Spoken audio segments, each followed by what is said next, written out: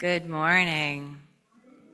It is a joy to be with you. I am the Reverend Edith A. Love. It is my great honor and privilege to be the minister here at the Unitarian Universalist Fellowship of Boca Raton. Reverend Leslie Takahashi Morris said, "In the daily weave of our lives, those who have died are still strong guiding threads. Theirs is the golden glimmer, or perhaps the brilliant red or the melancholy blue. Still they are a part of the whole cloth of our lives. They are the ancestors, the goers before. Through this, we know immortality. In the hour-to-hour rush of our daily tasks, they travel with us through something they taught us, which is now ours to do, through something they loved, which is now ours to carry out, through something we shared, which is now ours alone, and yet not. Through this, we know immortality. In the minute-to-minute grasp of where we are, we remember the joys our departed gave us, which opened us up to hope, the sorrows we knew together, which taught us strength, the life we shared, which is now ours to steward. Through this, we know immortality. In the second-to-second pulse of life, we sense the spirit of those we have loved and lost. This pulse of life is too shy for naming, too amorphous for full knowing, and yet as real as the days we shared. Through this, we know immortality. They are more than remembered, they are memory itself. For what we love lives on in the way our beloved dead accompany us through our lives. Their words and wisdom our guide, their humor our relief, their restless concern for the world our charge. Through this, we know immortality. What is it about the holidays that makes mourning so extraordinarily difficult? Perhaps more so than at any other time of the year. A lot of people might be struggling because we may feel an expectation that we ought to be filled with bliss during the holiday season. Our cultural idea, of course, is that everyone spends time with their families. Some of us may not have a family. Some of us have families who are very far away. We might not be able to travel. They might not be able to travel. Maybe something is missing in our relationships or not quite right. Perhaps there's tension that we can't quite mend. Maybe you're hurt or angry. Maybe they are, but nobody knows how to find their way back. And it might not be possible at all to find your way back, and it can be so very painful. Other things can bring grief or stress. Maybe you've lost a job or gone through a breakup or had an unwelcome health diagnosis. Maybe you've experienced the death of someone you love this year or in previous years. And it doesn't matter how many years it's been since they died, you still miss them. I think one of the things that we do not do well in our society is grieving, letting our feelings out. Elizabeth Kubler-Ross famously said there were 5 stages of grief. I think there's more than that. I think that there's shock and denial, pain and guilt, anger, bargaining, depression, reconstruction and working through, and sometimes, eventually, acceptance, maybe even making meaning out of whatever the loss was. You can bounce from one stage and back again, but there's a general trend towards healing for most of us, most of the time. And sometimes we get stuck in one spot or another, but I think you don't really move on from grief as much as you metabolize it into your being. There's a scene from one of my favorite movies. I wonder if you remember Steel Magnolias. The mom in the movie, Malin, is played by Sally Field. She's lost her daughter Shelby prematurely, who had just made her a grandmother for the first time. She was holding her daughter's hand as she passed. And she says, "As a woman in that moment, I realized how lucky I am. I was there when that wonderful creature drifted into my life, and I was there when she drifted out." Malin and her closest friends are all standing near Shelby's casket in the film, and one of them asks her, "Are you okay?" And she responds, I'm fine. I'm fine. I'm fine. I'm fine, she screams. I can jog all the way to Texas and back, but my daughter can't. She never could. I'm so mad and I don't know what to do. I want to know why. I want to know why Shelby's life is over. I want to know how that baby will ever know how wonderful her mother was. Will he ever know what she went through for him? God, I want to know why. Lord, I wish I could understand.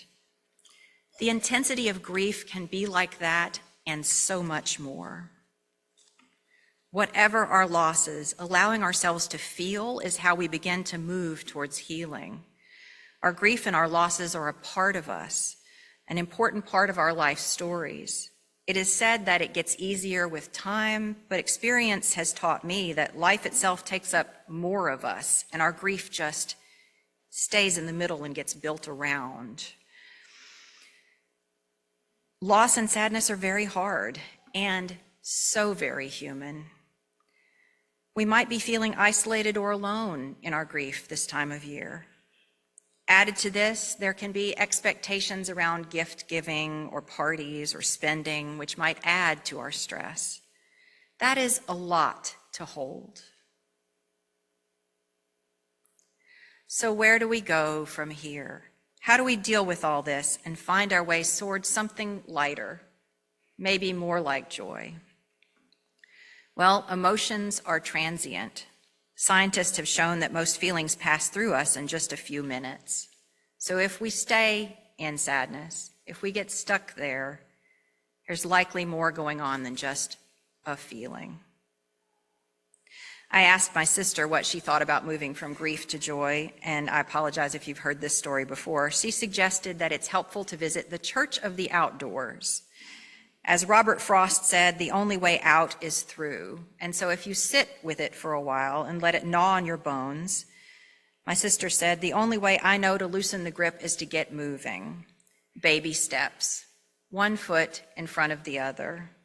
A few hundred steps and you're off the concrete. A few hundred steps more and you're onto gravel, and then you're climbing, hiking, wherever you are, you're out in the Church of the Outdoors. Up there, you're not far from grief, but the world looks different. You can change your perspective. And allowing yourself to be still, your perspective can shift. Seeing things in a different way can change everything. And sometimes an ending is necessary before a beginning. There's a Japanese haiku by Mizuhide, my barn having burned down, I can now see the moon. Amidst destruction, there can be another view, something emerging from the ashes that we could not see before. Perhaps it's not finding joy despite the grief, but moving through it to something that was always there, hiding behind the clouds. What if joy was one of the baseline feelings in the universe? What if joy was our birthright as human beings in this world, but we forget? It gets covered over with layers of complexity, smothered with sadness and stress, messed up with evil like racism and hatred.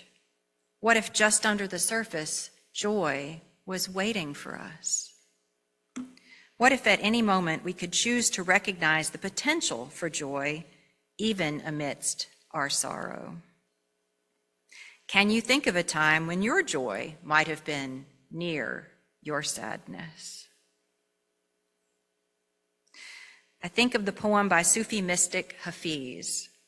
We have not come here to take prisoners, but to surrender ever more deeply to freedom and joy.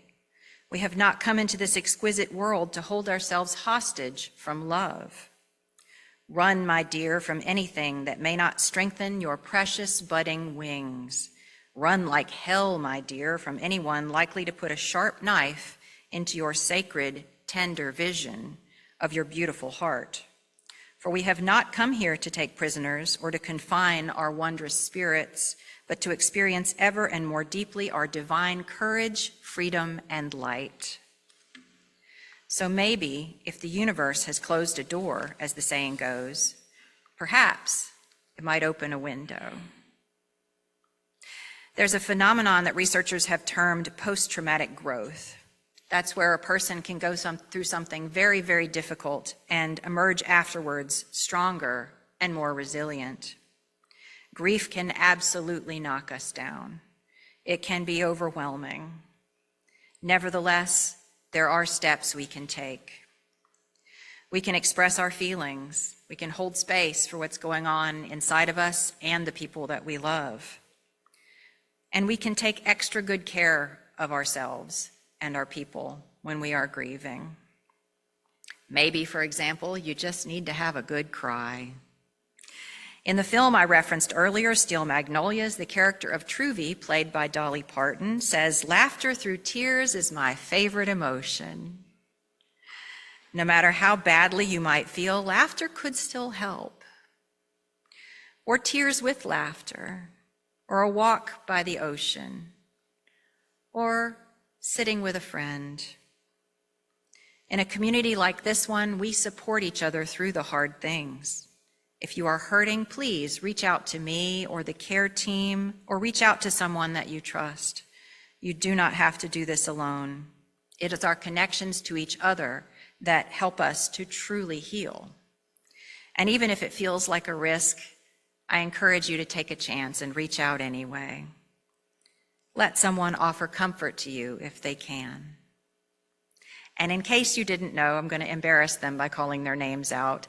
Our care team is Mary Wickensheimer, Diane Garland, Claire Smith, and Betty Tilton. Also, I urge you to consider your expectations around this holiday season. If you're grieving, if you've had a loss, maybe downscale what you require of yourself and others. Give yourself a break. This stuff is hard. Make sure that you get enough rest. Even if you don't feel like eating, eat something that's good for you, just at least once a day. Build some movement into your day if you can. Reach out for support from someone you know will be kind. Reduce stress as much as possible.